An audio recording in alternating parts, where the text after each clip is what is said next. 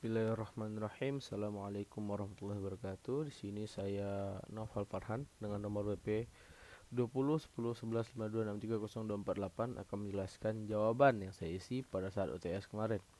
Masuk ke soal pertama, yaitu jelaskan dengan gaya bahasa sendiri apa itu kompleksitas dan kenapa perlu dipelajari. Kompleksitas adalah suatu indikator antar hubungan di dalam suatu proyek, program, atau portofolio yang mempengaruhi cara bagaimana hubungan ini dikelola dan keahlian yang dibutuhkan untuk mengelolanya. Semua proyek, program, dan portofolio dihasilkan dari banyak fungsi dan proses yang saling berhubungan, di mana semuanya sangat kompleks sesuai dengan definisi kamus. Namun, beberapa lebih kompleks daripada yang lainnya. Singkatnya, kompleksitas berasal dari kata dasar kompleks yang diambil dari kata dalam bahasa Inggris kompleks yang artinya rumit. Sedangkan kompleksitas artinya kerumitan. Kompleksitas yaitu kualitas yang memungkinkan sesuatu tersusun dari sejumlah besar unsur yang diatur secara lebih ketat di antara unsur-unsur itu. Kita masuk ke nomor 2, yaitu coba jelaskan gambar di bawah ini dengan pemahaman sendiri.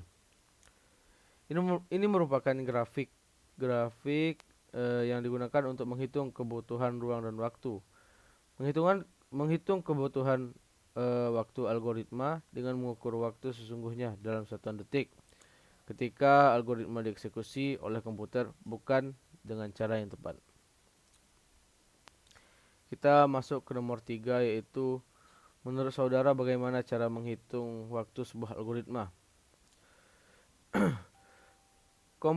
Kompleksitas waktu dihitung berdasarkan sejumlah operasi abstrak yang mendasari suatu algoritma dan memisahkan analisisnya dari implementasi.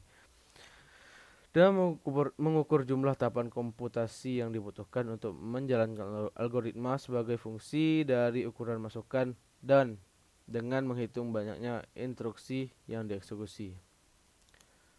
Kita masuk ke soal nomor 4.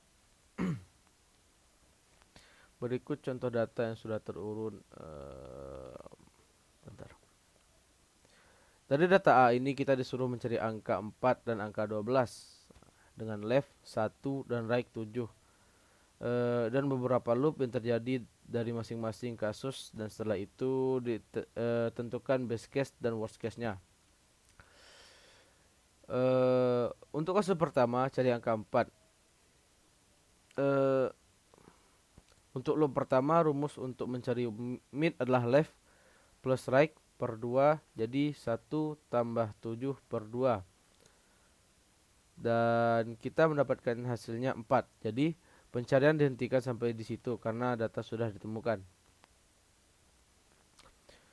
Kasus kedua yaitu cari angka 12. Untuk loop pertama sama seperti yang tadi, rumus mid adalah left plus right per 2, jadi 1 tambah 7 per 2, dan mendapatkan hasil 4.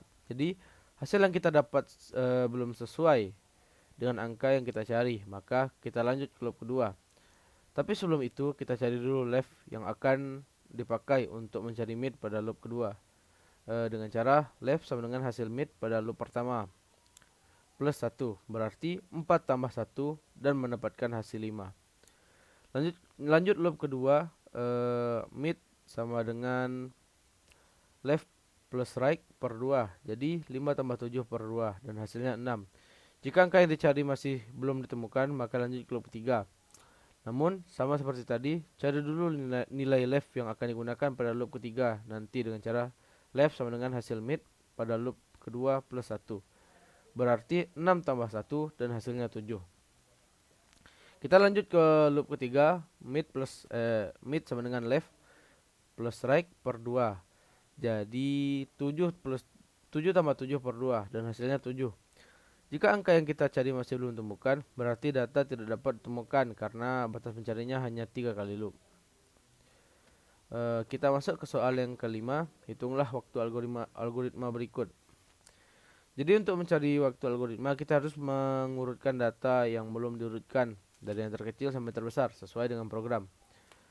Jadi data pada soal yaitu 5,34,32, 27 75, 42, 22, dan 2. Kita urutkan dari yang terkecil sampai terbesar dan hasilnya 2, 5, 22, 25, 32, 34, 42, dan 75. Baiklah, mungkin sekian penjelasan dari saya. Kurang lebihnya saya mohon maaf. Wabillahi taufiq wal hidayah. Assalamualaikum warahmatullahi wabarakatuh.